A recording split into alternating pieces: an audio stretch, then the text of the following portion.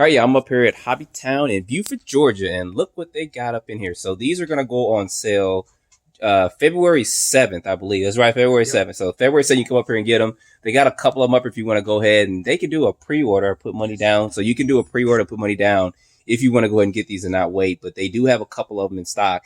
I'm probably gonna get the orange one, so don't ask for the orange. And if they got two, then maybe you can get two, but we'll see what's gonna happen. But I wanted to show this to you guys up close because you guys know I have the BL2S one.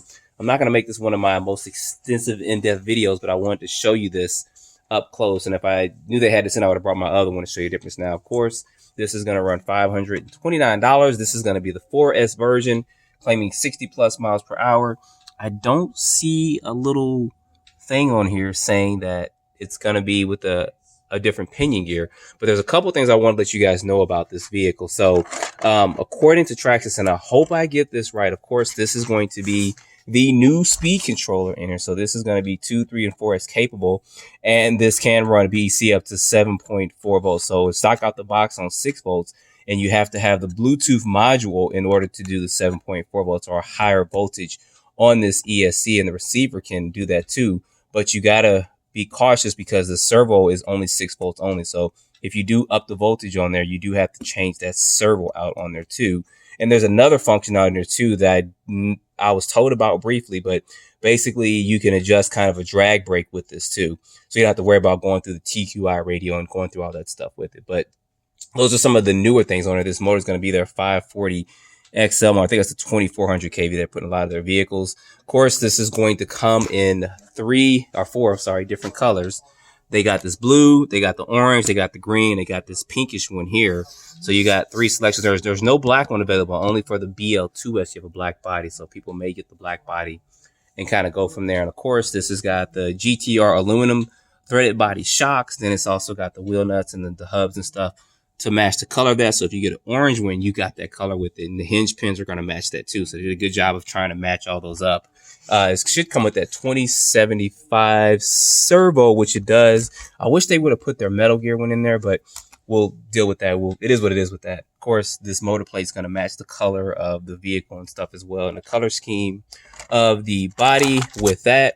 These tires, they're saying, is a S1 compound response pro tire. So these will be good to get you probably on many track surface to get you started if you want to get out there and run it. Now, this is, of course, a plastic chassis body or plastic chassis vehicle. So it's not going to be aluminum. So it's going to be interesting for this to run against other 8-scale buggies, because most of these buggies that have a plastic chassis, when they get hit by a buggy that's got a metal chassis, they kind of get knocked around a little bit. But we'll see. It does come, of course, with the same wing that is on the BL2S one, but they have different options for different wings too. This is the one that's used on the Sledge, which I think they should have put their racing wing with this one instead of this one. The BL2S should have used this one, and this one should have had more of an update of the racing wing, but that's just my opinion with that. And of course, this does come with the heavy duty stuff with this as well. Now, you guys know with these shock towers, I did break my shock tower, and it was a bad hit. I'm not going to say any car would have survived, so it was a pretty bad hit, but I do have an order for my other one coming in, and I have a 3S. I have a BL2S version, but I did put the VXL system in it. But I may get this. I don't know. You guys put down the comments. I'm going to probably put a hold on this orange one. It'd be nice to compare the two as far as speed-wise goes. We'll see. But you guys put down the comments with this. I wanted to show this to you, get you guys kind of a close-up look of this vehicle so you can kind of see what's going on, what's up with it, see the spacing and stuff with this extra long motor. You guys can go to their site and look up dimensions of the length of the motor and stuff. But it's going to be interesting about this new speed control they have up in there. VXL 4S, and I'm wondering if this is going to be something that they use to go forward with. But this also has, real quick, some of the stuff that I put on my BL2S, like for instance this battery tray. That's the modified one where you can put bigger batteries and stuff, and I did have to get that for my BLS2 one to put a bigger size battery, and I put a 3S battery up in there. Of course, it's got the aluminum chassis brace, aluminum drive shaft in there.